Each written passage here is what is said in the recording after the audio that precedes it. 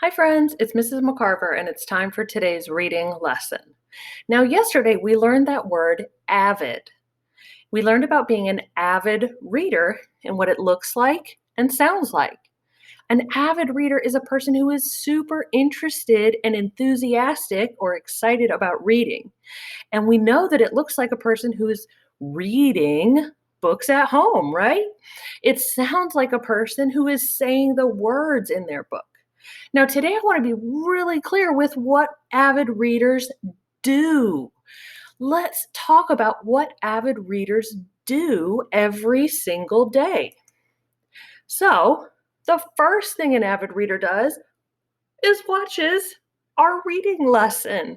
So, you watch that video of Mrs. McCarver explaining what we're going to learn to do as a reader. And then you watch and think about what I'm explaining on how to do. Do you remember that lesson? It was about jotting about the setting in our book.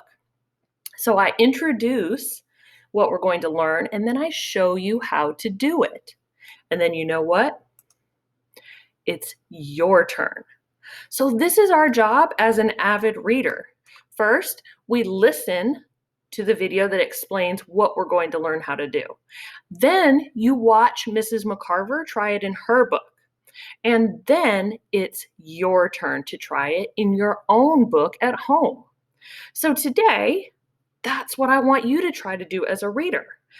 Your job is going to be to think about an avid reader, and then I want you to try one of these things today. I'm about to show you two things that we learned recently, but I want to make sure that you are trying it in your book today. So, one thing we've talked about lately is to do a 5-finger retell. That means after you read your book, you get out your 5 fingers and tell those things about the story. The other thing we've learned to do recently is to stop and jot on our post it notes things that were important to our story, like the setting, where or when a story is taking place, or about the characters, what we know about the people or animals in our books. So, right now, you've heard me talk about what an avid reader does. They watch their reading lesson. Check that off, you've done it. Now it's your turn to try it, and I want you to try one of these things. I'm going to ask you to go off and read, and then try to either give a 5-finger retell or jot something about your book. Then I want you to send me a video showing me and telling me how you did.